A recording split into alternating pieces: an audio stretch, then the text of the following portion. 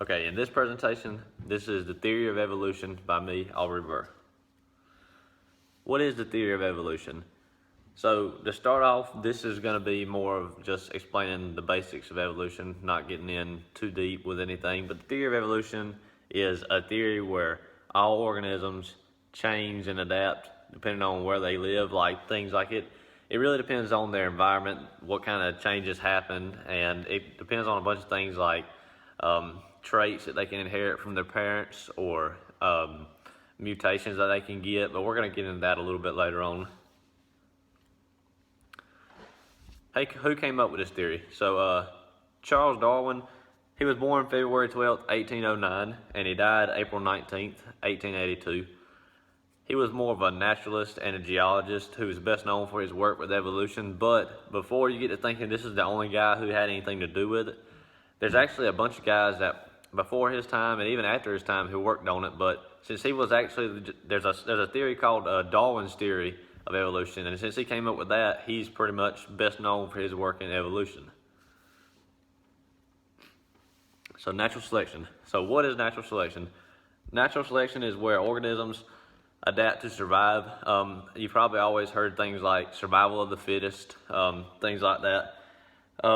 One way that natural selection kind of happens is natural selection and mutations kind of go hand in hand with each other. There's kind of sometimes a little bit hard to distinct between, but natural selection is, let's say you have some dogs, and there's this one dog who's a male who happens to have a thick coat, and he survives a lot better than everybody else. So maybe a female might choose him as a mate just because that she sees how good he's doing.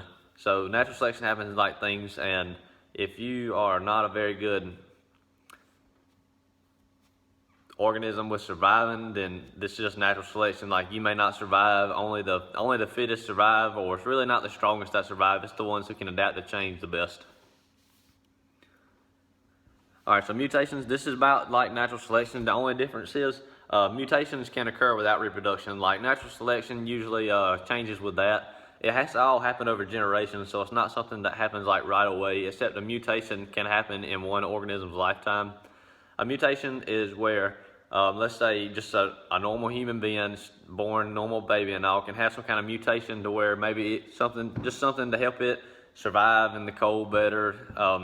So it's just something that's not like a trait that you're born with. It's something that can happen over your lifetime.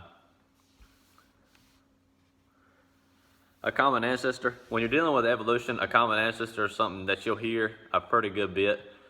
It's what a common ancestor is something that goes way back. It's not something that dates to like the last 100 years. I'm talking about probably thousands of years back to where, let's say a dinosaur, like there can be certain types of dinosaurs that could lead off to certain species that are alive now. Like one species back then, depending on where they lived, could eventually had enough mutations and enough traits that were passed down through heredity that it could have led off to a whole different species and than they are now. So that common ancestor is just where one organism can end up leading to several different or new organisms.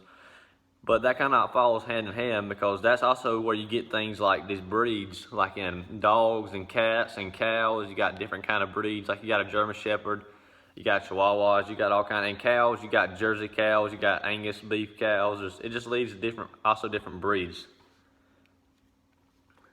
How do they find this kind of stuff out? So how do they start finding out about evolution, and how do they provide evidence to show that Darwin's theory is actually can be correct? So this is how they pretty much make non-believers believe.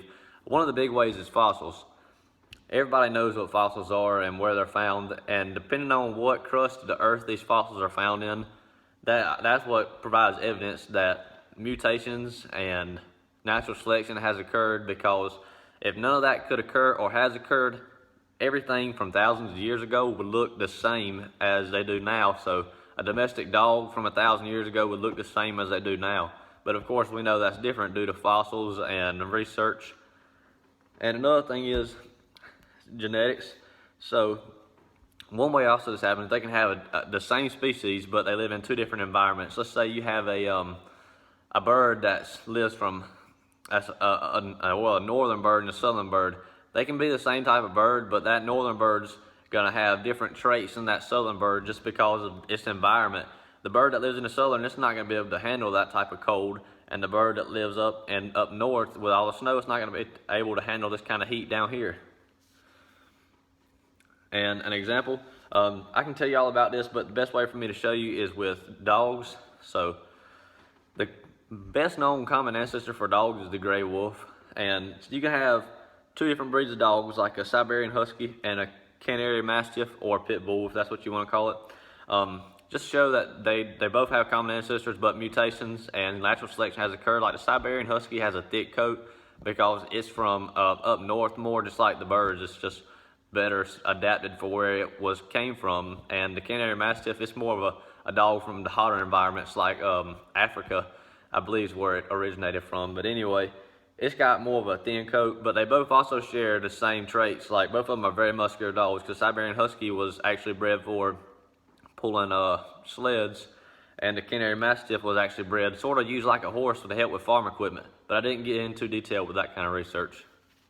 And this is my works cited page in MLA format. Thank you.